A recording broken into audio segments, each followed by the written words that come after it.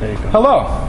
This video will outline how to properly and to correctly assemble a 16 double D FF1-027-7. To do this, you will first have to start with a KHS 16 FF1 sub-assembled housing and shaft.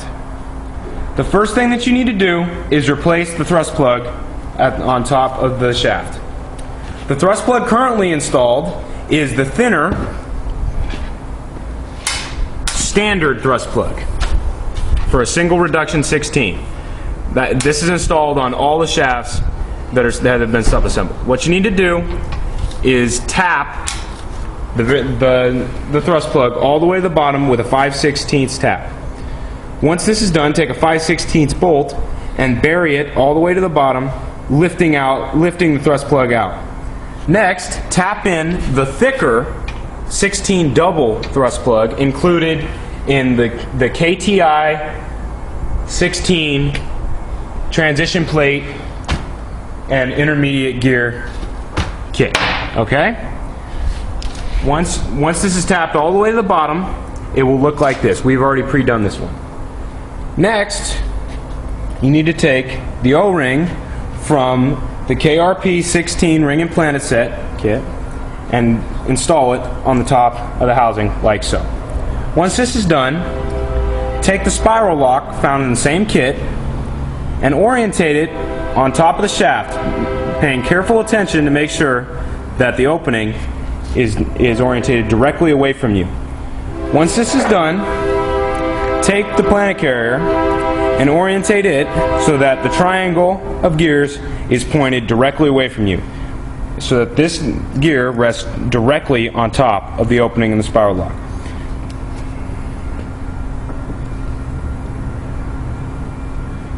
Line up the splines on the shaft with the spline in the bottom of the planet carrier, and it should slide on just like so. Now comes the most difficult part of assembling one of these units.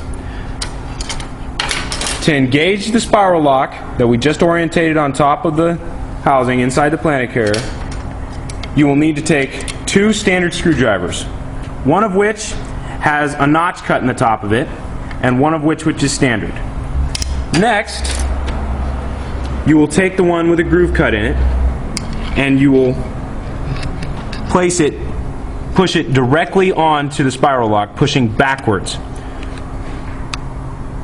Next, take the second screwdriver and push each side of the spiral lock over and down into its groove. Now this can be very difficult, so make sure you take your time and have a lot of patience with it. Once it's done, it will look just like so, with it directly down in the groove. Once this is done, take the ring gear included in KRP 16 with the roll pin and orientate it onto the housing. Make sure that the roll pin seats into its hole right there. Next, take a large mallet, not a metal hammer, but a mallet of some kind, and just tap the ring gear down onto its set. Once it's set, simply take the intermediate gear from KTI 16 and insert it into the top of the planet carrier.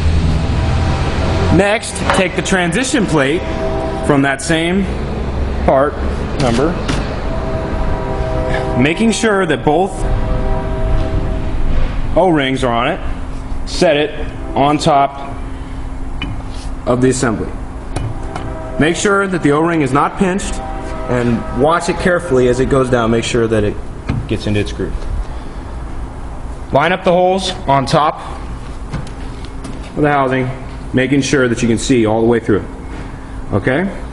Next, take that same spiral lock as we mentioned earlier and stick it on top of the transition plate, or the transition gear, excuse me. Next, take the planet gear, or the planet carrier again, and stick it on top of this transition gear, just like we did on the housing before. This can be even more tricky than it was on the housing to get everything lined up. But once it does, it should slide on just like so. Then comes the same thing that we did before with the grooved one, the grooved screwdriver, pushing back on the spiral lock, and then taking the next standard one and pushing over and down, and then over and down again.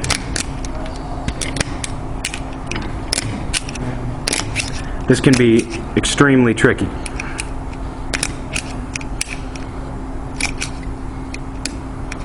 But it will go with enough patience.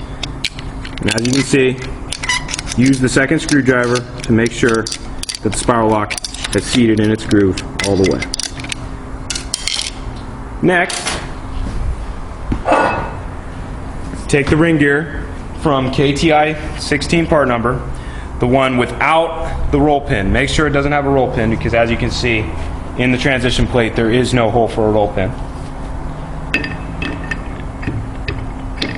And place it just like we did the last one. Make sure the holes are lined up, or your bolts are not going to go all the way through. Very important.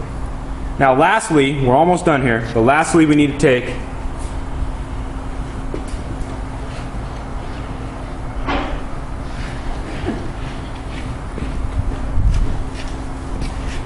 KMA 160, which is an O motor adapter.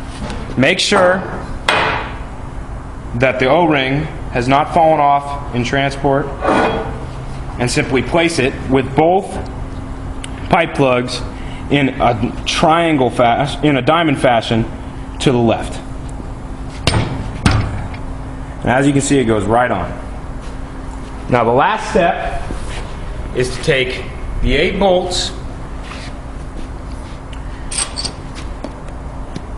and use Loctite 271 on the end of each bolt and simply slide it. Now as you can see, if you're off even a little bit in any one of these orientations, it's not going to go in. So what you need to do is take a second look, and I was off on my motor adapter. So move it over, reseat it, and it'll slide right in with an. Do that for all 8.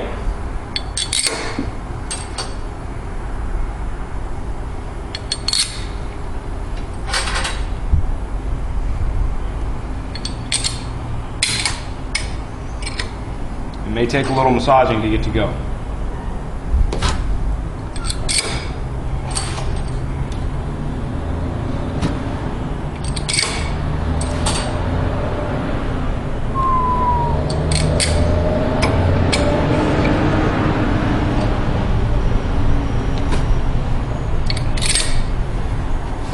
Now, the very last step is to take a 9/16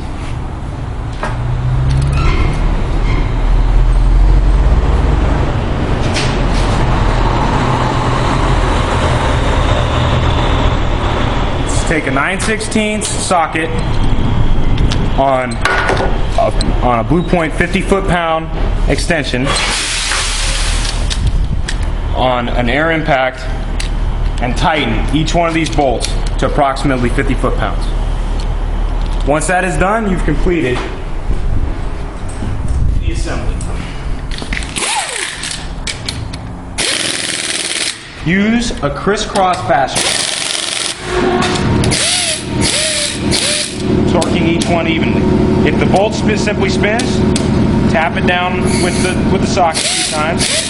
See, that one's not going, so I'm gonna move to the next. That one's gonna go, and just simply crisscross over